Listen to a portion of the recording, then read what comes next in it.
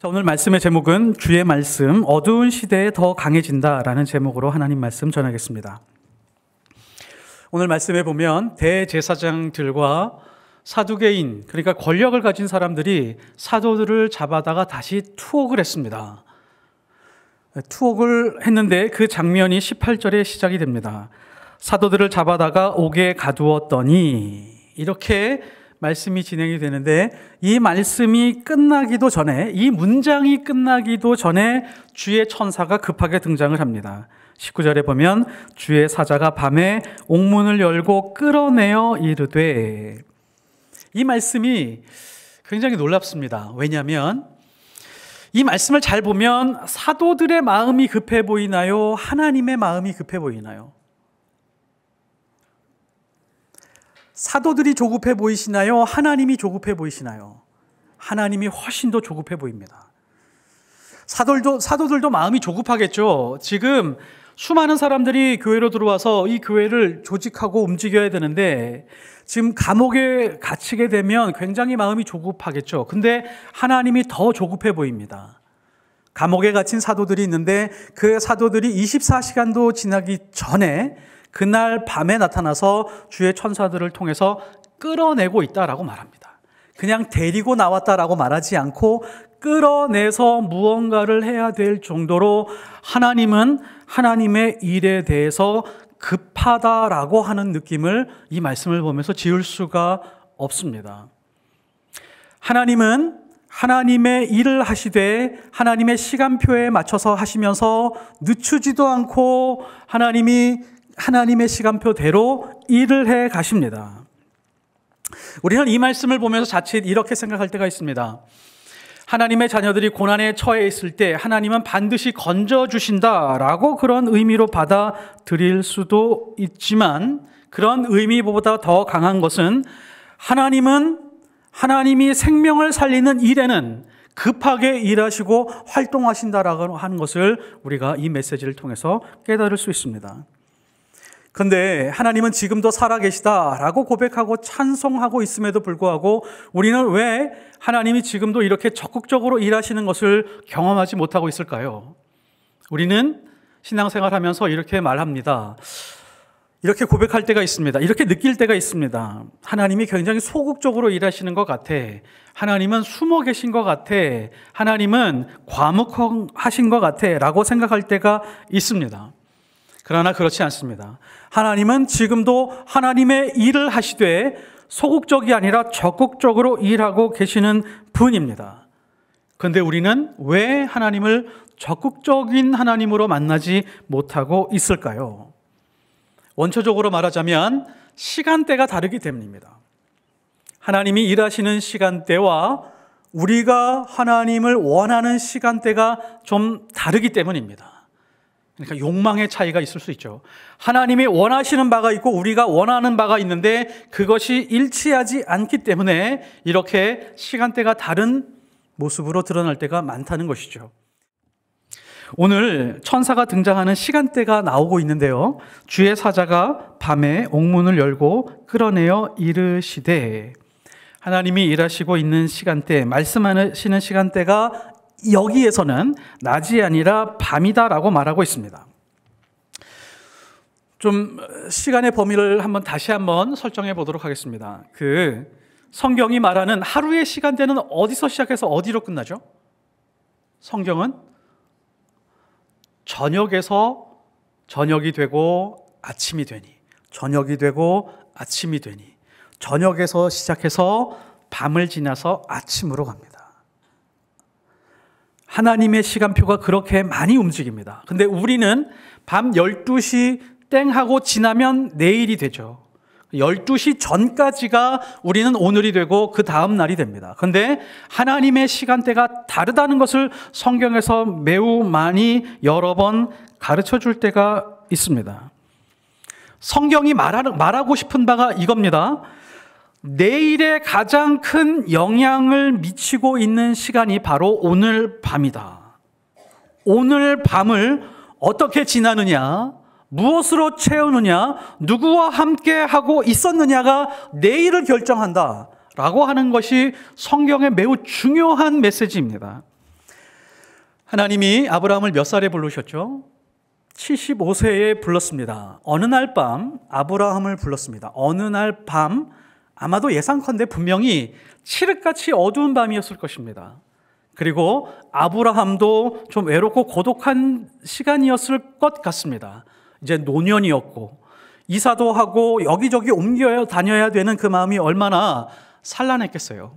그때 어느 날 밤 하나님이 부르시더니 칠흑같이 어두운 밤 하늘을 바라보면서 저 깜깜한 밤에 박혀있는 저 모든 별들만큼 너의 자손의 숫자가 많아지리라 라고 그렇게 약속을 합니다.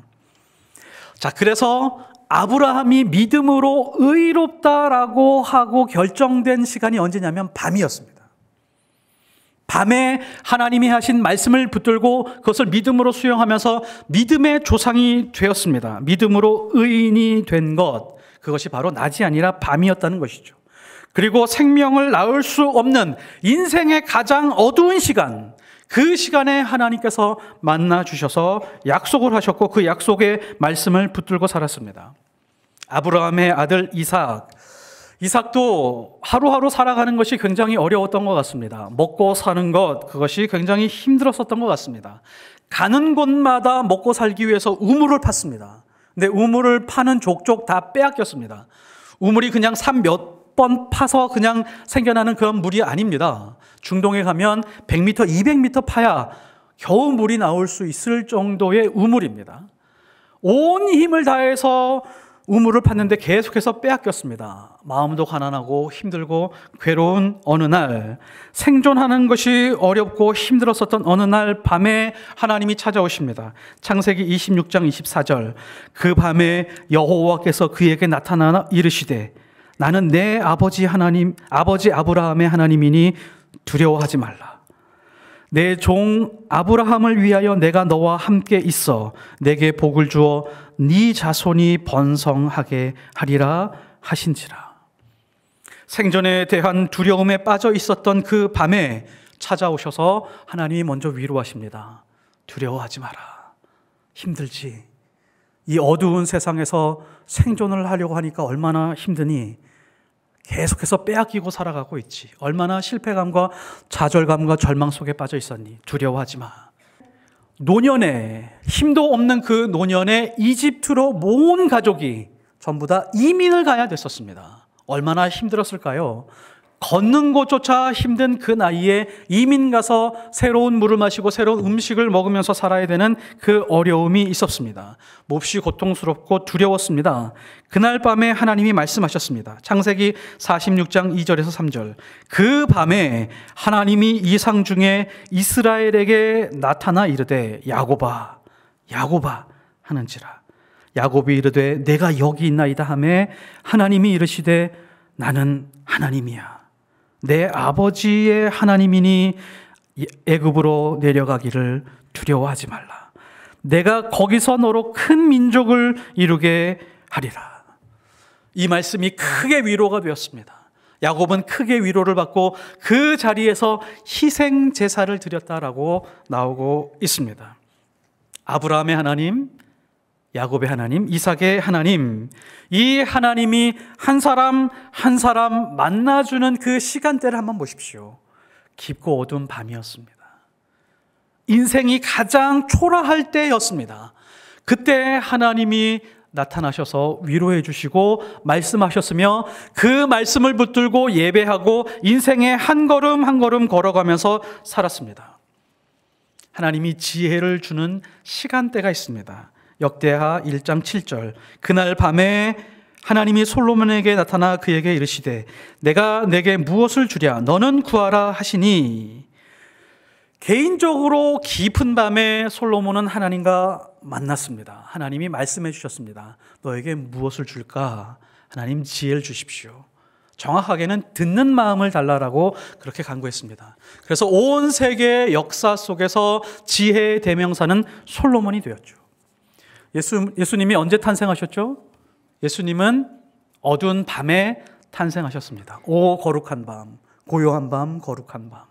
밤에 탄생하셨고 예수님은 부활도 밤에 하셨습니다. 사도 바울 한번 잘 보십시오. 2차 선교 여행을 하던 중에 고린도에 갔습니다. 고린도에 갔는데 유대인들이 유독 바울을 아주 심하게 핍박을 했습니다. 굉장히 심하게 고통스럽게 대적하면서 비방을 했습니다. 바울도 인간인지라 마음에 큰 상처를 입었습니다. 가슴 아파하고 있었습니다.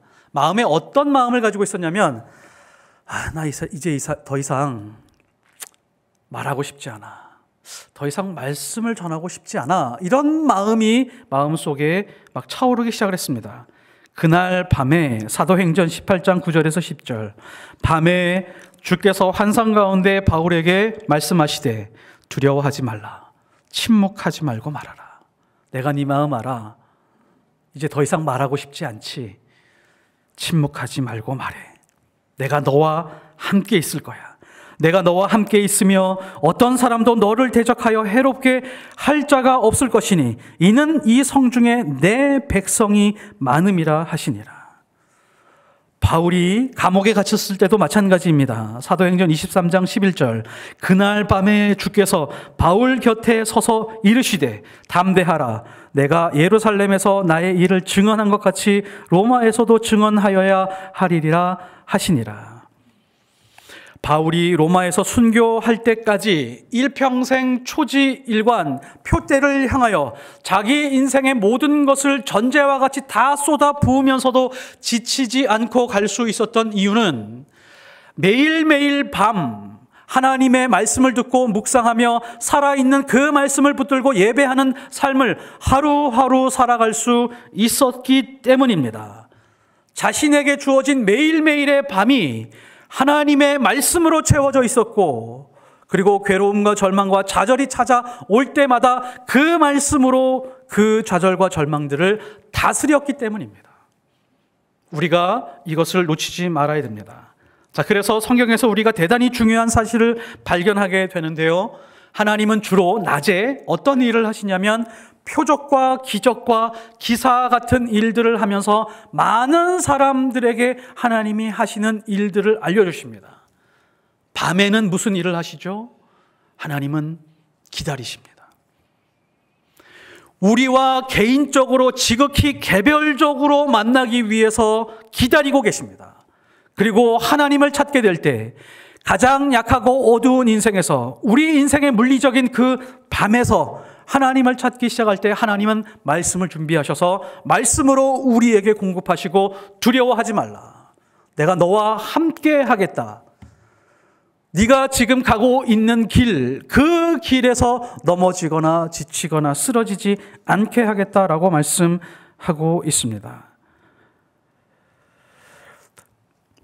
밤에 만난 하나님의 결과가 우리 인생의 낮이 됩니다. 하나님의 사람들은 밤의 시간, 어둠이 짙은 시간에 하나님을 깊이 만났다라고 하는 것을 알 수 있습니다. 한편으로 좀 아쉬운 부분이 있습니다. 과거에는 우리는 주중에 부흥 집회가 많이 있었죠. 그리고 금요일 밤에 철야 예배 같은 그런 예배들이 있었습니다.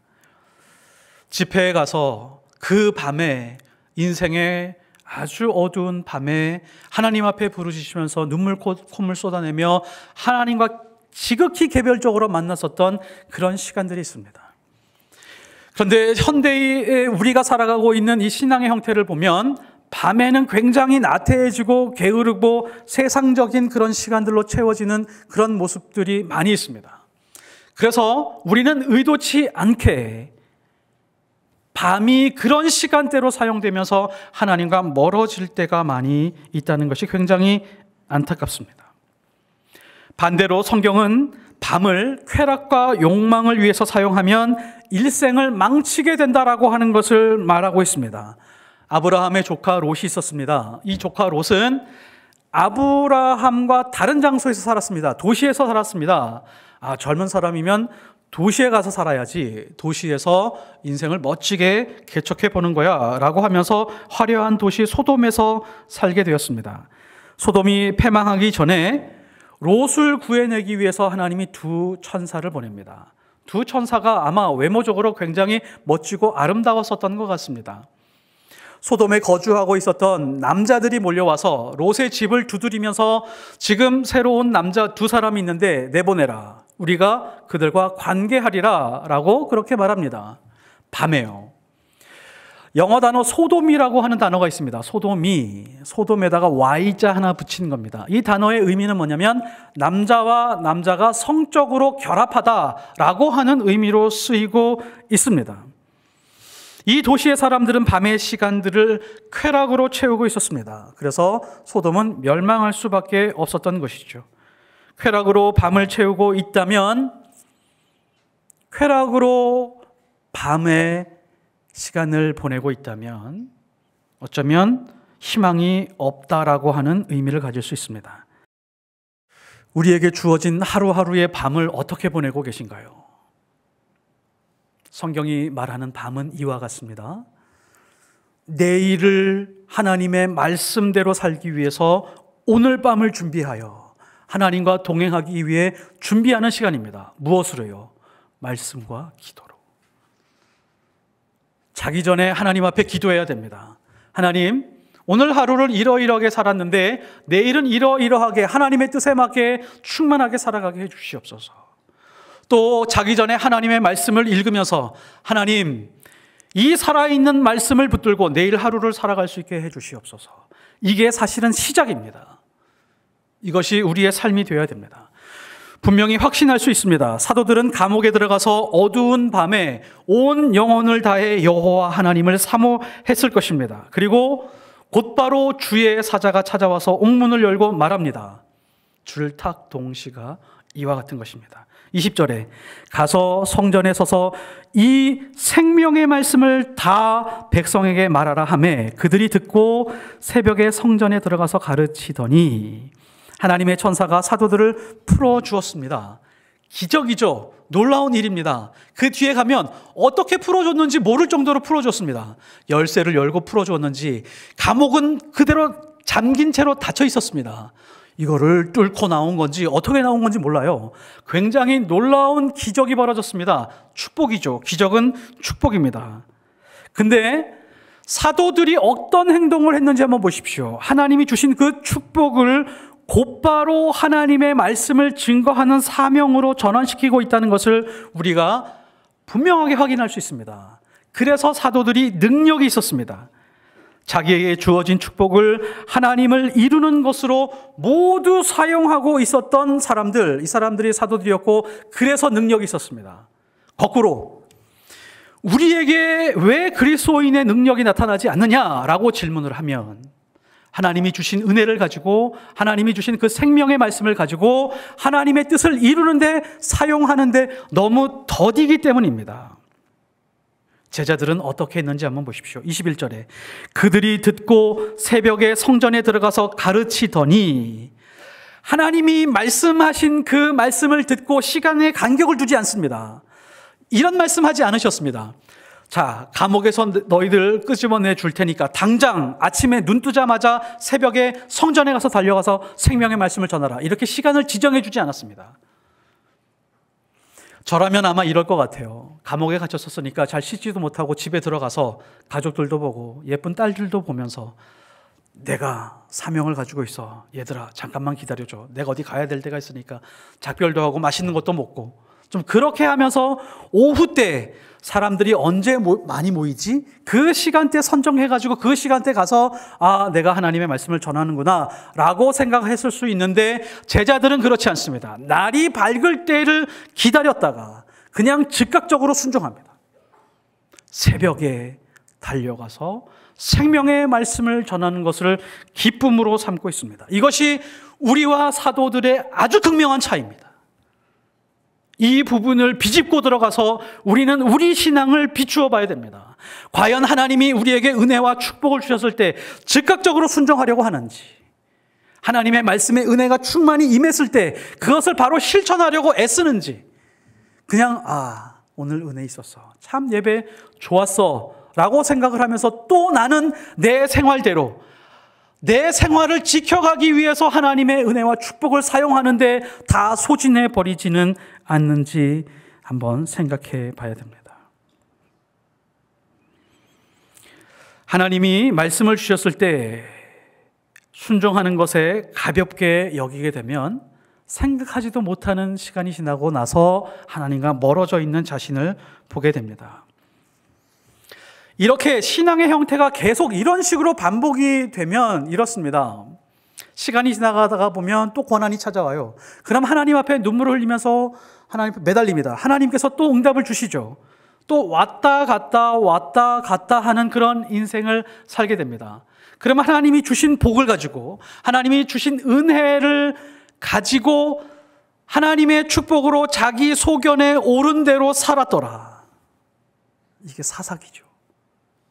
우리 인생의 사사기처럼 계속 쳇바퀴 돌면서 살다가 인생의 마지막을 맞이하고 그냥 이 세상을 떠나게 되는 것입니다.